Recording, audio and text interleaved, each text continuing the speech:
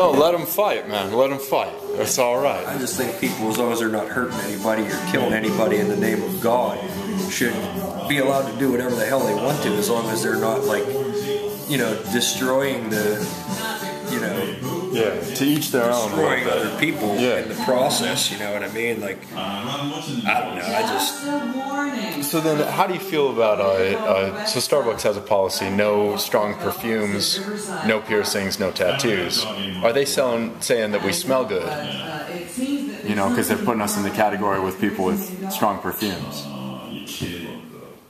In where? Like, what are you talking about? Oh, they have on their application, don't apply if you've got visible tattoos, piercings, or strong perfume. I mean, the bottom line is, I mean, if you're applying for a job and you're going to go in there and you're going to have your flag blazing, you know what I mean, and have, like, tattoos out in the open and all this stuff, I mean, it's,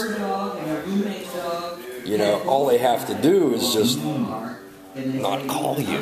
You know what I mean? Right. I mean, just like they so then having it on the policy is almost like rubbing it in your face. I mean, that's how I look at it, man. Giving you fair warning, like, we don't approve of that. So if you have that, don't come in. You know what I mean? Like, because we're not gonna. They're telling you, like, we're not gonna hire you. And somebody might cause a big enough stink to say, well, that's discriminatory. Well, you know what though?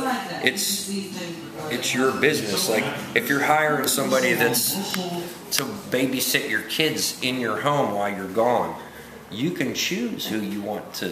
No, you don't have to accept just anybody. Right. I mean, and just like if you want somebody that you're going to leave with a cash register full of your money, you get to choose. Do you want to get somebody that you feel is trustworthy? I mean, is it just somebody with is it just as bad to do a background check on you to see if you have a criminal record? That's the other thing I found is that they don't just do background checks, but nowadays they'll make you pay for your own drug test.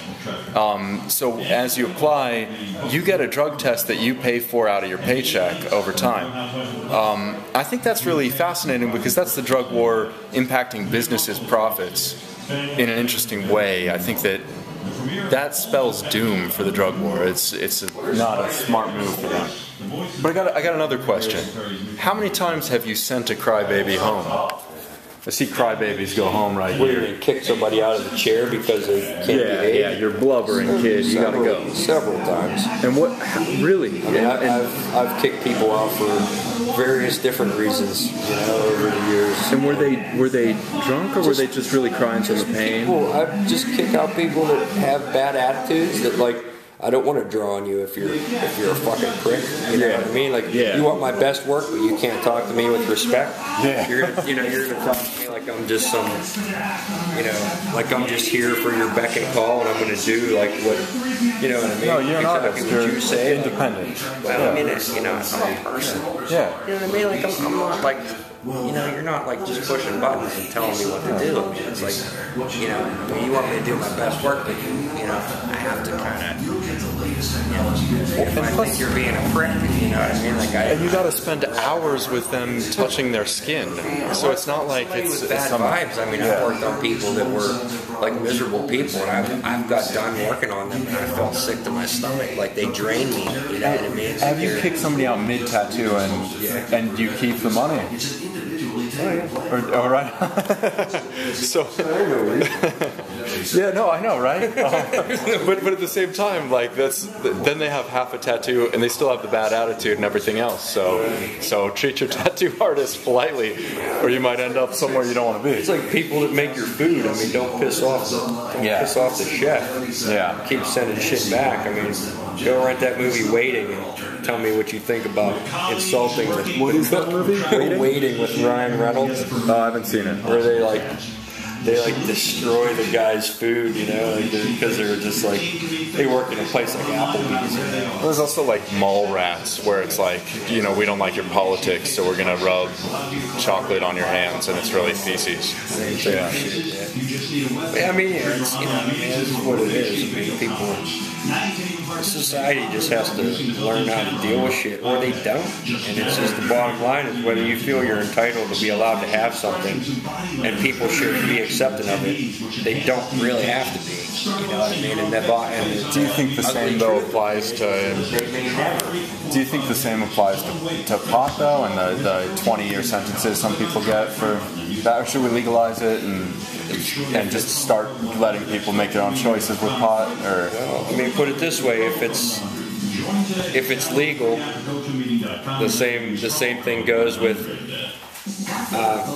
You love your kids, right? You have kids? Yeah, I have one daughter. I love her. Yeah. Would you want your kid's kindergarten bus driver driving the school bus after he just smoked a big blunt or a ball hit? I think that we would keep driving while high illegal. Would you be okay with that? I wouldn't. Because police officers, if it's legal, they could go to the bar after work and drink. They can smoke pot at the bar too. But this is the thing. I desperately want police to smoke pot at the bar after work. Well, I think that would be an excellent development. If it's legal, it's legal. Yeah, you know what I mean? yeah. And then it would cops be legal. wouldn't do that. Like I know a lot of cops that said that. Well, if it was legal, I'd fucking smoke. Right, and then they could calm down a bit, huh? This has been an awesome conversation. You were more than giving with your time. I don't know what else to ask, man. I mean, people. Yeah. You know, I mean, you wish that society would be more understanding of things that people want to do, and people want to be accepted for their own individuality, but at the same time, I mean, it may never happen. You know what I mean? And it's a sad truth, but it's exactly what it is. I mean, it may never come. Just like, you know, people's, you know, ability to hate one another may never go away. Somebody's going to hate somebody for one reason or another. Who wants to destroy all emotions? You know, I'm gonna hate disease no matter what happens. I hate disease. So I don't want to destroy hate. You know, that's an emotion. But I mean, just people disliking one another. You know, people. Bigotry. I hear you. Do you see a lot of that? I see it every day. And so that's